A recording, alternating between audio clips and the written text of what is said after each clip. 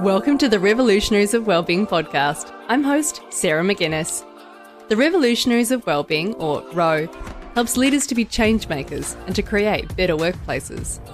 With a community of champions from organisations around the globe, ROW is dedicated to helping you to develop your professional expertise, access practical tools and resources, and network with peers and experts to meaningfully improve wellbeing.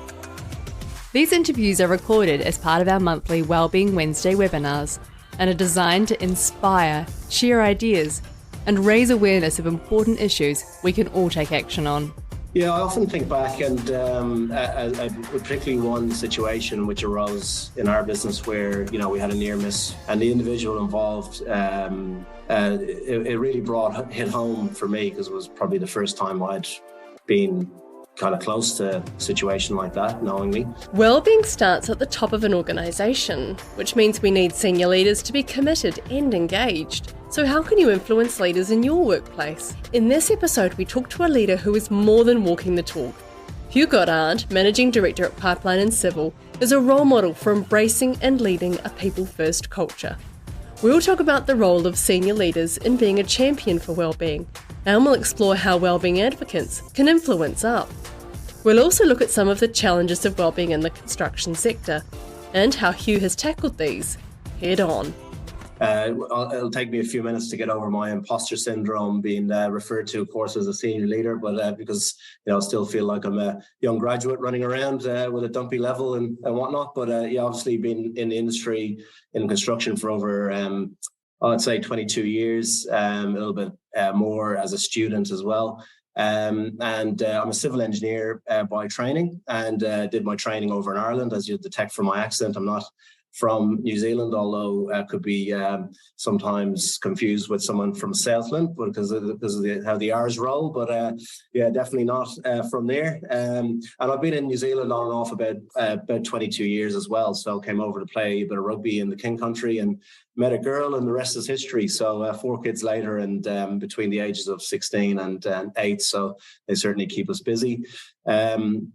Joined Pipeline and Civil just under 10 years ago. I was working prior to that with a number of large tier one contractors and other businesses overseas in Ireland and the UK. And I had the opportunity to travel internationally quite a bit as well in the likes of the Middle East and Scandinavia, Eastern Europe and the UK working. Had a few experiences in North Africa as well to chasing some work. So really got a great sort of feel for different cultures and operating in different environments through that experience. And then came back to New Zealand and at one point had the opportunity to join Pipeline and Civil, which was it's still as a medium-sized business. At that stage, we had about 45 team members in the company, and it's an employee-owned business, so quite a different feel for a contracting business. Currently, we've got 18 shareholders in our business, all of whom work in the company in different roles, including frontline supervisors, engineers, project managers, and the senior team. I'm the major shareholder currently in the business, and managing director, and we've got a few associated companies. I'm also on the board of another business in the King Country, back where I started my journey in New Zealand, which is called Inframax Construction, and they focus on road maintenance and construction work in that central North Island. I'm on the board, luckily to be appointed onto the board of CHASNS as well, which is Construction Health and Safety New Zealand, and very proud to be representing the civil sector on that board, which is a voluntary position, a voluntary board really, and the organisation is all about trying to improve health and safety outcomes in the sector. Quite involved as well in the civil contractors New Zealand organisation, chair of the Auckland branch currently as well here. So, involved in lots of discussions and conversations around the industry and how we can, make things better, I guess, going forward. Sounds like an incredibly busy calendar on your end with the number of things you're involved in. It's really impressive. Look, let's start with talking about construction as an industry before we dive into wellbeing, because in and of itself, it is a complex industry. There are lots of challenges, lots of pressures. What are you seeing? And right now, of course, with where we're at with the economy and the various pressures around small business in the construction sector, there's quite a few that have gone under recently. What are some of the broader pressures that you're seeing people are under in the construction industry? Yeah, look, I think it's no secret that it's a challenging sector. There's a very a big focus on lowest price procurement, which drives certain behaviours, drives certain pressures around cost pressures, time pressures, pressure on delivery, and that just creates stress, and anxiety, amongst, I guess, the team and those people working in the sector. And obviously that's kind of quite evident in the mental health statistics and the suicide rates that are in construction. So it's very much front and center for the industry as a whole as how we address some of these challenges. It can also be quite confrontational as well. Viewed as quite a confrontational sort of sector where you've got quite competing demands between clients and contractors, consultants, and throughout the supply chain, with various trades, if you like, working in different sites, and all have their own kind of objectives they're trying to achieve and things like that. So and it's also generally because of the cost pressures and various things like that, quite a fairly thin margins sort of at play as well. So a few one or two mistakes and your profits sort of out the gate. So all those sorts of things I think combine to make it quite a challenging industry, and it really requires a lot of teamwork from clients all the way through to the small companies which form the majority of the industry itself. Over 90% are small businesses. It just requires everyone to have that kind of mindset around how can we challenge some of these things that we're doing and the system that we're operating in to make it a bit better for people to thrive, and really try and drive towards that goal. So with that in mind, were those some of the things that were sitting in your head in terms of thinking, well, wellbeing is something I'd like to put some focus on and some energy into? Oh, yeah, look, I think just unlocks a lot of potential. And I think, wellbeing in itself, is a real, positive focus in order to build engagement. And obviously with engagement comes, productivity gains, all the good ideas coming through from the people on the front line who are doing the work. And I think, I guess it's about good work. It's about thriving work and, I guess, meaningful work where people have a purpose and also striving for personal improvement in their own situation. And linking into, self-actualization. And through having a purpose in work. So I think there's a lot of reasons why I'm passionate about it, because I kind of see the link between people moving forward in their own careers and developing new skills and having passion for what they do, and business outcomes, improving business outcomes, which ultimately is going to be good for everyone. So, I think and a key, I guess, enabler of that is creating a psychologically safe kind of environment, which then unlocks those wider business benefits, because without that, people won't come forward with the ideas that can unlock efficiency gains and obviously improve well-being in general. So I think there's a lot of good reasons to sort of lean into this area. Sounds like you have a really broad and also deep understanding of the impact that focusing on well-being can have on a business. I imagine it's been a bit of a journey for you. So where did you start with understanding what well-being was, understanding what your own definitions were, and then starting to look at your organization through those eyes? What was that journey like for you? Oh, look, it's an interesting question. I guess for me, I've certainly been in the vice, so to speak, and throughout my career in terms of having those pressures applied and being in roles where I felt those pressures and probably there was an absence of that care, and I think over the years just getting more involved in leadership, getting in front of more and more people within the business and other companies that I've worked within and in the wider sort of environment, and understanding, having those conversations and getting to know people and what kind of drives people has brought that to the fore in terms of, well, if we can harness some of these areas where we're actually demonstrating that care and that kind of commitment to supporting, that we can unlock some of those benefits that not only kind of improve business outcomes, but also sort of improve individual achievement and where people are at in their own lives. So I guess that kind of evolved over time.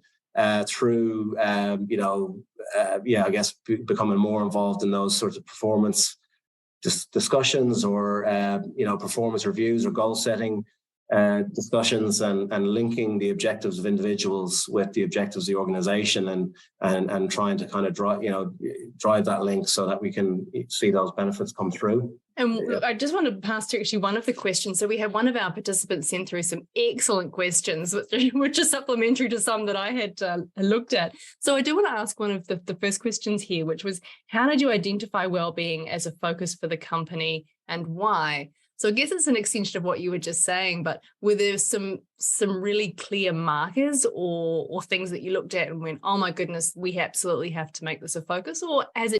Yeah, I often think back, and particularly one situation which arose in our business where, we had a near miss with suicide, and the individual involved, I guess it really hit home for me, because it was probably the first time I'd been kind of close to a situation like that knowingly, and where it really sort of hit home to go, actually there's a bigger conversation to be had here, and mental health, needs to be more brought into the forefront, and we need to try and normalize the conversation around this and make it less stigmatized. And obviously, there was a general movement around that time as well in terms of the wider industry and wider society, I guess, in order to do that, and which I really bought into. So at that time we were looking at, I recall we being involved in Business Leaders Forum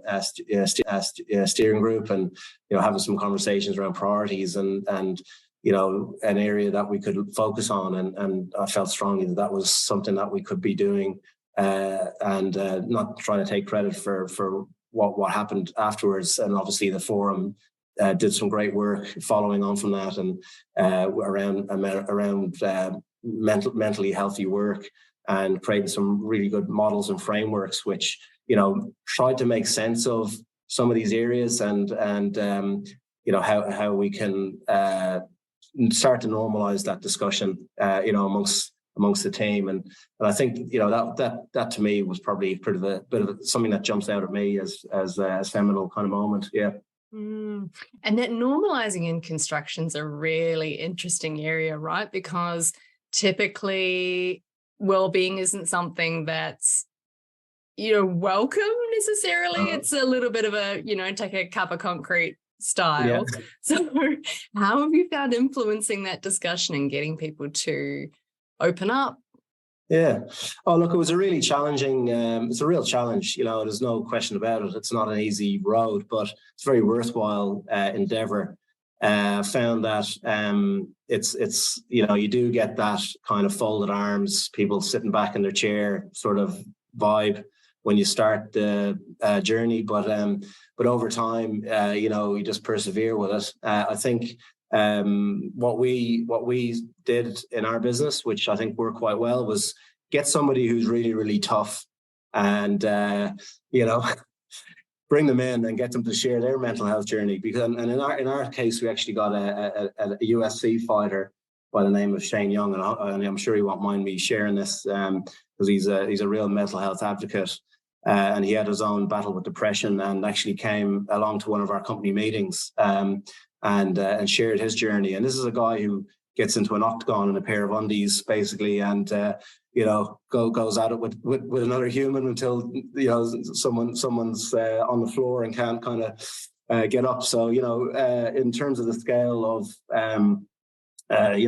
toughness, I suppose, or the image that you'd have of somebody who's got that macho, and I suppose construction is very male dominated, as you know, and obviously there's a lot of efforts going into change that, but that's where it's at the moment. So reaching the males in the industry who typically wouldn't want to go there, is just trying to figure out your audience, see what kind of avenues you can bring in there, and things that will make links, and that was quite successful, because actually at the end of that session, Shane offered up a couple of tickets to the next fight to a few of our team if they were willing to come up and share their stories. And we had a couple of quite influential people in the business get up the front and share their stories, and there was, tears shed and things like that, which really made an impact and got people, thinking a bit differently around the conversation, where previously it was on, oh, I'm not going to open up about that. Whereas, I had, more and more discussions happening where people were willing to, share, at least admit that they were, struggling or had times when they were, and because everybody does, right? And it's mental health is, everyone's on a spectrum from either, thriving through to, struggling, and we're all on that journey somewhere in between those 2 points. So at various different times. So it's about acknowledging that it's actually normal and everybody has it. It's not just those people over there who have mental health challenges, for example, and well-being challenges. So, it's about just making it a normal part of the conversation. And when you're saying, oh, how are you, and actually, how are you, and feeling like it's okay for people to go, well, yeah, I'm not great today. I'm a bit off today because of this or that, and just having a conversation about it, and that's okay, so it's definitely been quite a journey to get there, but I think it's definitely opened up a lot of opportunities, for the business, and just in general for people themselves, just to feel more comfortable in their own skin and able to kind of build better relationships at work. Yeah. And it sounds like there's storytelling. In fact, we ran a webinar recently on the power of storytelling, and I'm really taken by that, about how that really shifted that ability for people to be able to feel like they could speak up, and that others do go through this as well. And it doesn't matter how tough you might look, as you say, others experience it as well. Have there been other things that you've put in place that have also helped to encourage conversation or to normalize well-being? Yeah, I think getting leaders to share what they do to look after their well-being. And I know that question's coming up later on around what I do, but I think it's also really useful to get to sort of have that, maybe a bit of a structure around getting senior leaders in the business out and speaking to team members about what they do, and role modeling and things like that, and actually role modeling, even having a conversation about well-being and about mental health, and saying, yeah, look, for me, I go and run on the beach or walk the dog or whatever it is, and that's one of my ways, and highlighting the 5 ways to well-being, and talking to people about these sorts of basic tools that are readily available. It just kind of highlights to people that actually, oh yeah, they might be this leader who does this and that, but actually they still have the same challenges that everyone else does. So it kind of makes it more personal and more accessible, and hopefully opens up some of those doors that are pretty hard to open sometimes. Yeah. And so I think it sounds like to me that level of influence you have as a leader is something that you're really aware of. So more broadly, as a leader, what do you see your role as in influencing and fostering well-being at work? Oh, look, I think it's kind of multifaceted, and I wouldn't say that I'm overly accomplished either. It's obviously still work in progress and things that are, quite challenging. But I think definitely as a leader, no matter whether you're a boss of a company or whether you're managing a team or a leader within a team, even in an informal way, it's about encouraging the conversations and role modeling, and having the courage to take the initiative, which can be quite difficult because it's not something that we're all readily able to talk about always. But I think, and then also where you've got the ability to influence work design, it's ensuring that you're mindful of how work is designed, and are you actually fulfilling your responsibilities as a manager in terms of ensuring that there's sufficient resources in place to do the work in a sustainable way, where you're not relying on people's discretionary effort continuously, or all your people are working at 100% or 110% all the time, and that you need to have an eye on hey, look, business is challenging, and particularly our industry is challenging. There will be times where we need all pull together and work hard to get things done. But equally, we need to have those downtimes as well, and we also need to be making sure that we're ensuring that the resources are there, and we're doing our planning and our work up front to manage the work properly, so that it's not impacting on people's well-being negatively. I think they're probably the things that jump out me, in terms of what leaders need to be doing, I guess. Yeah. So being really proactive is obviously a really important part of that, and making sure that, as you said, people have the support both from the work side, but also, as we were talking to earlier, that normalizing as much as possible.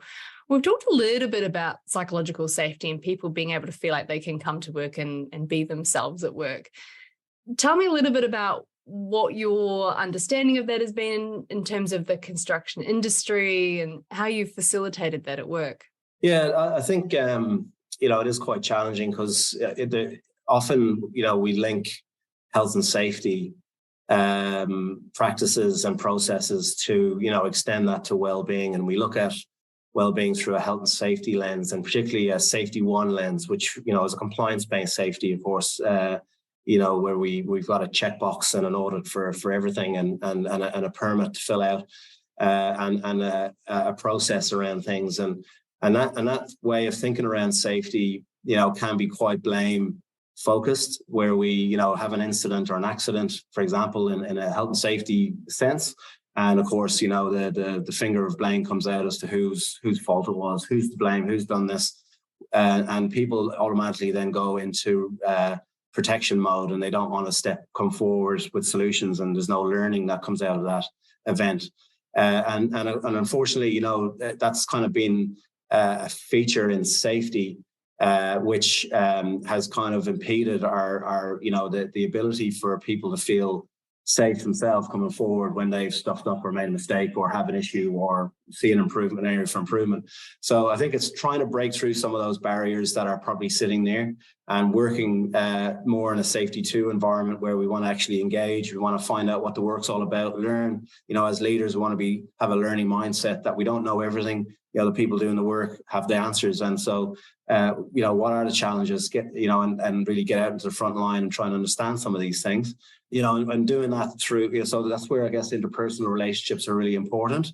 And, taking time to develop those interpersonal relationships and do the groundwork so that, when those tricky moments come up where people feel like, I don't know if Hugh's going to like this because, he's not done this very well. I'm not sure how it's going to go down, but actually I know I've had a few chats with him, so I feel like I'm okay to raise this, kind of thing. So, you build those relationships so that you kind of feel like people can actually bring things forward, or they feel they know you well enough to be able to go, yeah, I know he's not going to take this the wrong way, take it in the right spirit. And I guess it's about having all those sorts of conversations and discussions so your people, and obviously, as larger the organization gets and as it's growing, the more difficult that is. So you're relying on leadership skills throughout the business in order to enable that, and actually having leaders who are trained and understand, what it takes to build those sorts of relationships and engage, truly engage with people, where they're at, rather than kind of being the conventional manager pushing paper around and not really caring about it. So, there is that care part there that's linked to the values of the business and the culture in the business. So, I think there's quite a few strands to it, but at the end of the day, it just comes down to giving a shit. And actually, people who kind of give a shit about each other, and then having those discussions. And it sounds a bit crude, but it's probably, quite a good way of putting it. Care would be another word for that. If you've got that embedded in the organization where, you can build that level of comprehension and understanding, then, hopefully you can get that flow of information, and it's working quite well. And people do feel safe to speak up. So I guess that's, my thoughts on that one in terms of creating that psychological safety. And then, of course, there's doing what you say you're going to do, which is sort of what we always talk about a lot. If you say you're going to fix something, actually try and, actually fix it, and feedback and things like that if it couldn't be fixed, and all that kind of thing builds trust in an organization, which is really important to develop that. One of the things that you said in your response then made me think of a letter we had a couple of weeks ago in our weekly newsletter, which was around the importance of visibility for leaders and being seen. And I think that really leads to what you were talking about, building those relationships. So on that note, what are some of the things that you've done to be seen and to build those relationships? Because I imagine there'll be some leaders who'll be listening to this going, okay, that sounds like something I should be doing, but how do I do that? Yeah, sometimes it's really hard because, you don't want to show people that you don't know stuff, because then people go, oh, this guy, how's he ended up in that position when he doesn't know how to do this that I'm doing, this task that I'm doing. But I think it's about just embracing that and going, hey, look, you won't know everything. So getting out into the field and actually asking the experts in the front line how it's going, what challenges they are overcoming, what are the risks that they see, what are the things that the company could do to support them better, all that kind of thing actually gets people to turn around and think, oh shit, maybe maybe they do actually care about what I'm doing and how I'm doing it and trying to improve things. So I think that's a really good step, is just to get out there and really just look at things objectively with an open mind and ask lots of questions, and without kind of predetermining the answer. And that can be quite challenging, as I say, because people don't want to necessarily be seen to not know things, and so it takes, again, a bit of courage just to step out of your comfort zone a little bit and even get your boots and your gloves on and get in there and help with the work, and just say, hey, I've never done this before. How do you do this? Show me what you do, and show a genuine interest, and it kind of goes a long way. And so I imagine also with some of our wellbeing champions or wellbeing managers that are listening, they'll also be thinking, how do I get my leaders to do this? So if you were in their shoes, what do you think would be helpful, or what might influence some of the leaders in their business to think like you do? Yeah, look, I think a good step, a lot of leaders have got pretty good egos, arguably. So a good start is maybe get them talking about themselves, and say, hey, how do you look after your you're so busy, you got so many things on the go. How do you look after yourself? What well-being challenges do you face? And then say, hey, would you be, once they maybe discuss that on a one-on-one basis, perhaps say, hey, would you be willing to share that at our next team meeting? Because I think, people would really appreciate, to hear from you how you do that, because you gave some really good examples and it was quite interesting. And asking those sorts of questions, and it will depend on the individual, of course, that you're dealing with as to what those questions should be, and trying to sort of devise a route around that and to get people to open up. And I think it's just also being mindful that being in leadership roles, particularly senior leadership roles and things like that, it can be quite a lonely place, where you got your own, unique kind of well-being challenges, and considering, or asking the question, well, how can we as a team support your well-being? Where are the areas that you find, those pinch points, and what are the signs that we can look out for to see when you need support, and what can we be doing? And kind of just turn things around sometimes as well, that can enable them to kind of think differently and go, well, and then maybe they might start to question themselves about how they can support the team better, because they can start to recognize some of those signs, which probably I had, when I was in, as I say, in the vice, in previous years where I felt under pressure, didn't really understand what was going on. I knew something wasn't quite right, but I couldn't put my finger on it. Probably nowadays, with the knowledge that I've got, I guess, so accumulated over time, that I know what it is, and I can recognize those things and I can talk about it. But often a lot of people are sort of in that phase where they're not really able to recognize or understand what's happening. So I think there are a couple of things. The other sort of aspect is also having that conversation around, well, what are the benefits? Obviously, and that's kind of I guess a conventional approach is go and say, hey, if we engage our team, and we've got a more engaged team, we're going to have productivity benefits. We're going to have efficiency gains. We're going to have a more engaged team. They're going to come up with answers rather than just problems. How can we enable that sort of environment? And then, have a conversation about, hey, when things were working really, really well, can you imagine a time when everything was flowing really nicely at work and the team was kicking all their goals? What was that like? What were the conditions that were present when that occurred? And how do we, what's missing now? What are the things that are missing now? How do we replicate that scenario that we had? And often it comes back to, team cohesion and communication and all these sorts of, things like having the right resources, having the right skills in the team. That more than often will come back to those sorts of themes. And you go, well, you can't really have cohesion without people feeling psychologically safe. You can't have that kind of environment where people aren't feeling well in themselves. So I think, you can start to maybe influence up a little bit by, provoking some of these sorts of conversations, I suppose. Do you think leaders, and we have seen this in some of the research that's come through, do you think some leaders have a rose-tinted view of how well people are actually doing? Oh, I think everybody does. And it's not probably that whole thing where you ask somebody, "Oh, how are you?" Ask them in the smoker room in the morning. "Oh, I'm great." But it's just an automatic response, isn't it? So I think, look, everybody probably does, and I think that's just natural human tendency, and but again, it's just about how authentic are we, and how willing are we to actually have give an honest answer around that question. And I guess when there's always that power distance factor that comes in when somebody more senior comes in and asks how you are, and you want to put on a good front and be that person who's positive or whatever, and so you're not necessarily going to share, but again, that comes back to that relationship that leader's built with you and you've built with that person, as to how authentic and how honest you'll be at that moment in time. So I guess there's some of the challenges that exist in and particularly in large organizations where there's lots of layers of management and so on. And probably an extension of that also, and I'm really mindful that this is different in different industries, but perhaps in construction, a lot of people who are in quite senior positions are older generations. So have you found there have been some generational challenges as well around engaging people in mental health and wellbeing conversations?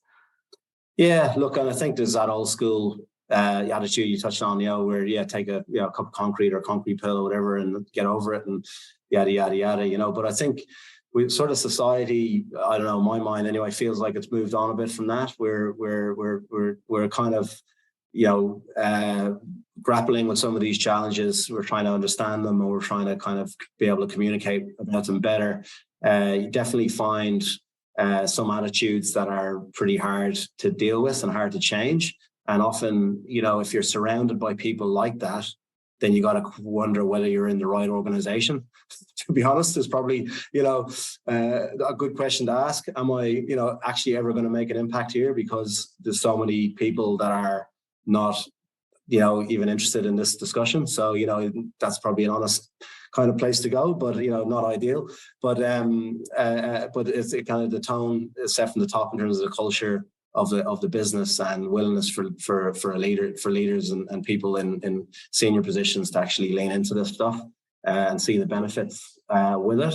And I think it does come back to that journey of trying to get them to share about what they do, acknowledge maybe that they're also impacted by it, by say mental health or other sort of factors around well-being, and that in a roundabout way, trying to maybe change their mindset a little bit through some of the things I've spoken about earlier, and then try to turn the conversation around. Well, can you see the benefit if we ... if we try to empower the team a bit more, if we engage people or they felt a bit more engaged, that might actually have a benefit to the business, and how can we sort of harness that and so on. So, definitely, challenging conversations, no two way around it, but no two ways about it. But I think there's still a lot of opportunities there to sort of unlock on the journey. So, yeah. I like that way of thinking about it as unlocking the business, because I know that's one thing we often find in organizations is leaders see business performance over this side and well-being over this side as two completely different things. And what you're talking about, and the evidence would show, is that the two are really closely aligned, interwoven, in fact. Again, not all leaders understand that. So what are some of the messages that you would share with them around that? Yeah, look, I think it's similar to the health and safety thing. I guess in the past, people have viewed that as being a thing on its own. We look at safety and we report on that, but it's, got very little to do with operational performance. When actually what we know is that it's just work. It's just about what the work is, and the work's either good or it's not good, or, it's some aspects of the work that need improvement. And we know that, like, the more engaged people are, the more interested they are, more passionate they are about what they're doing, the more likely the work's going to be good. And so it's all, I think, part integrated with that. And it's about having that operational excellence focus that what we're delivering is really good work. And, we want to help people to feel good through delivering that work. So, I think it's got to be looked at as one thing, which is work effectively and not out on its own. And looking at, when people think of wellbeing initiatives, they're thinking about gym memberships and fruit baskets and yoga classes and all that stuff. But actually, that's nice, but it's not going to really shift the dial. What we need to be looking at is the design of the work, the system that we're operating in, the relationships that we're having throughout, the supply chain, from clients to companies delivering projects and their supply chains, and also how the work is designed and to really kind of enable better work, I suppose. And I think that's some of the things which is great, that are really being looked at now, in terms of I guess those aspects and trying to shift the dial at the system level, which is where I guess we'll hopefully see the benefits. And to quote a New Zealand ad, it was on TV a while ago now, good things take time. So obviously these are not an overnight endeavor. How long has this journey been for you and Pipeline and Civil? And, what does the journey ahead look like? Yeah, look, I think it's just a journey without an end, isn't it? So, you start where you started and you just keep persevering until you feel like you've got somewhere which is reasonably comfortable, then you think of something else that you need to work on. So I don't think there's any end point. I think it's just particularly just being open to learning how we can continually improve. For us, I guess I was very fortunate. I came into a business, nearly 10 years ago, which had a very strong values base, that was instilled from the foundation documents of the company. And our values, are part of our constitution, and being an employee-owned business, all the shareholders who are actually out delivering the work as well have bought into that and, signed up to that. And, so I guess, when we look at our business objectives and our strategy as a business, we're not kind of looking at quarter on quarter returns. We're not looking at thrashing everybody to, appease the stock market. I suppose we're a privately held business, so we can, I guess, set our own destiny. But we very much shape it around, sustainable, good work, doing it safely, planning our work well, having good, obviously delivering really good quality services and products and things like that. And building trust and openness with our clients and within our own teams, and our other values. One of our key values is around care, which is looking out for our mates and building a positive culture and around investing in our in successors and things like that. So if we do all that, we'll be a successful business. And I think it's about, I guess, we often go back to those values, and that's what guides what we're doing. So I think in terms of where we are on that journey, we're a bit down the road, but there's obviously plenty more to be doing. And as I say, we're not certainly not perfect, but we're still striving to do better, I suppose. Yeah. So it's definitely a process of years, isn't it? The months. Yeah. Oh, absolutely. Yeah. Definitely. Yeah, absolutely. And hey, everyone's going to be on a different point along the path, but just taking a step forward they're the wins you got to celebrate. And regardless of how far away you are from your destination, I guess just perseverance is key. Thanks again for listening today. It's been great to have you along. If you're keen to join the Revolutionaries of Wellbeing, head to Wellbeing, that's ROW Wellbeing.com, and follow the links to sign up. If you're in our community, thanks again, and we look forward to catching up with you really soon.